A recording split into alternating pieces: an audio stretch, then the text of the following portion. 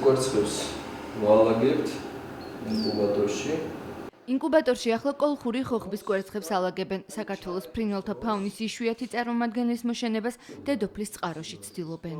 ეს არის სპეციალური ადგილი, სადაც ხდება საბოლოო გამოჩეკვა და გამოშვება წიწილის. კოლხური ხოხბის მოსაშენებლად სპეციალური ინკუბატორები დიდი ბრიტანეთიდან ჩამოიტანეს.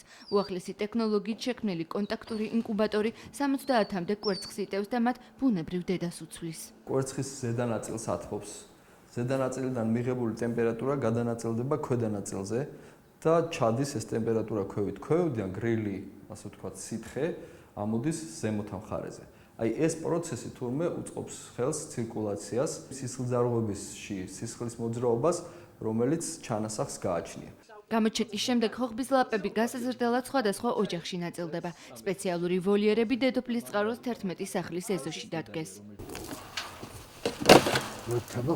ომარ ქისტაური უკვე რამდენიმე თვეა კოლხურ ხოხბებს საკუთარ ეზოში ზრდის. 6 ცალი ლაპის მოვლა ოჯახთან ერთად გადაწყვიტა, რადგან თვლის, რომ ეს სამომავლო საქმეა. ვახტანგ გორგასმელმა რომ გაიგოს ეს, აი გადაბრუნდება საფლავში, კაცო, გამაილია საქართველოს ხოხობი. თუ გამრავლდება საქართველოს ისევ ხოხობი გამრავლდება. ზოგს გაუშვებენ, ზოგს შევჭამთ, ზოგს რავი რას მიზამთ. ტყე გამრავლდება და იქნება ხოხობი. აი მაგისთვის გულით და ვწვალობთ. ამ პროექტის ერთ-ერთი მიმართულება ეს არის მოსახლეობისათვის გაცნობა იმ უნარჩვევების, რომელთაც შესაძლებელია ხოხბების გამრავლება ოჯახურ პირობებშიც. ეს გარკვეულ შემოსავლებისაც უქადის მოსახლეობას. კოლხური ხოხობი საქართველოს ტერიტორიაზე უხსოვარი დროიდან ბინადრობდა. ლეგენდის მიხედვით ფრინველი კოლხეთიდან არგონავტებმა გაიყვანეს და ევროპაშიც სწორედ ამის შემდეგ გავრცელდა. დროთა განმავლობაში საქართველოში ხოხობის ეს სახეობა შემცირდა და ახლა მისი ყველაზე დიდი პოპულაცია დედოფლის წყაროში, ვაშლოვანის ეროვნული პარკის ტერიტორიაზეა შემორჩენილი. ინკუბატორში გამოსაყვანად ხოხბის კვერცხები სწორედ ვაშლოვანიდან, კერძოდ შავი მთის უბნიდან ჩამოიყვანეს.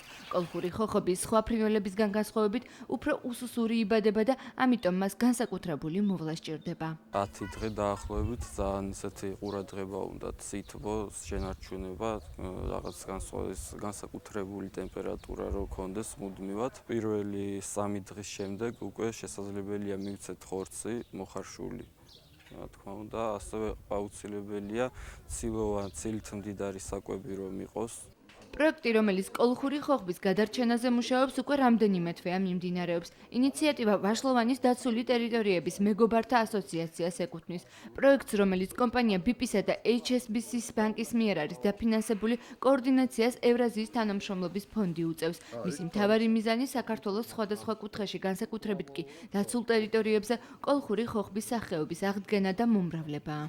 პროექტის მიზანია, რომ ბუნებრივ გარემოში მოხდეს კოლხური ხოხობის აღდგენა და ასევე სახოხბე მეურნეობების მოწყობა მოსახლეობაში დამატებითი ალტერნატიული შემოსავლების მიღების მიზნით.